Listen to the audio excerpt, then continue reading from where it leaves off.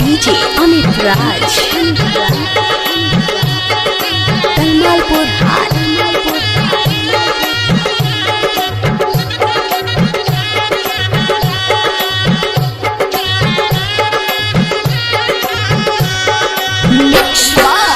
रागनी recording studio Mirganj.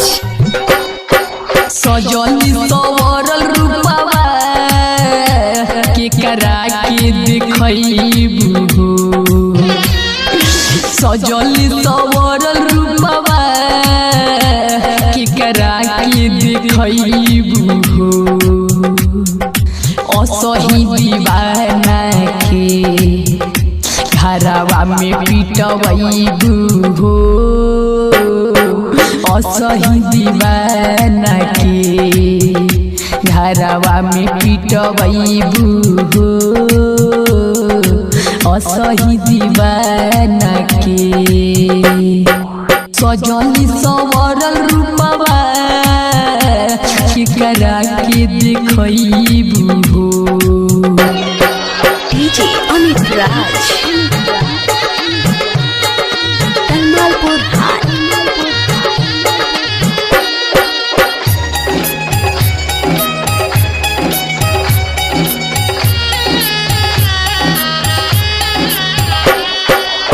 प्यारी को कि हमारा से कोई तू गद्दारी, सीधा साधा दिलावा के दिहलू बीमारी।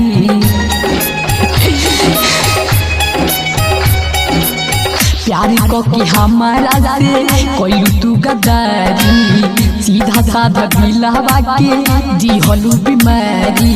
प्यार करेला लोगवा के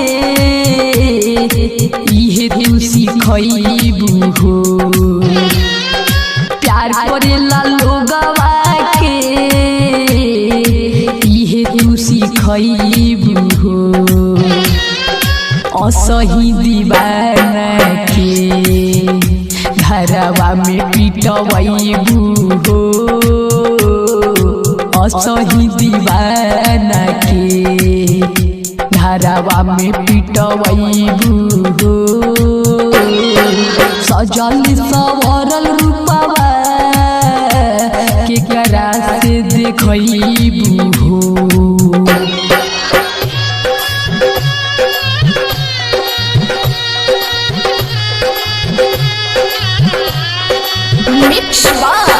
रागनी रिकॉर्डिंग स्टूडियो मीरगंज।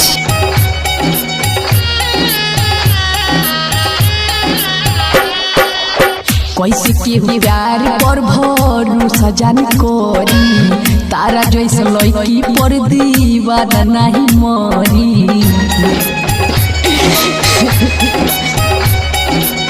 कैसे के प्यार पर भरोसा जान करी, तारा जैसे लड़की पर दीवाना नहीं मरी। प्यार के वादा जानो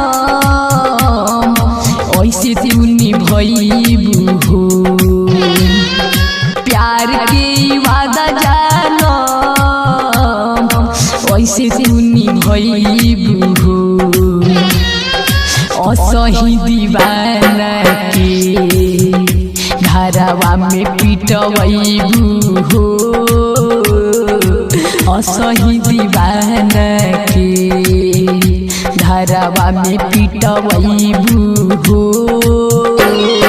सजली सवरल रूपवा के करा के देखैबू हो। डीजे अमित राज कलमालपुर हाट।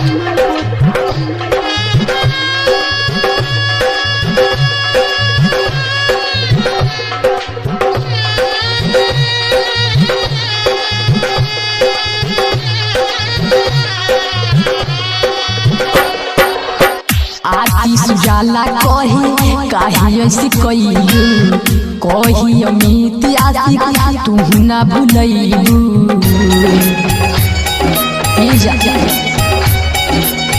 आती सुजाला कहे काहे ऐसे कैलू, कही अमित आशिक तू ना भूलैबू।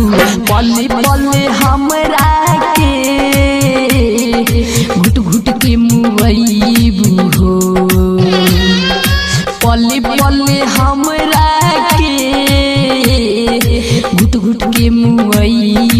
हो असही दीवाना के घरवा में पिटवैबू हो असही दीवाना के घरवा में पिटवैबू हो सजल सवरल रूपवा के करा के देखैबू हो Presented by Ragini Music.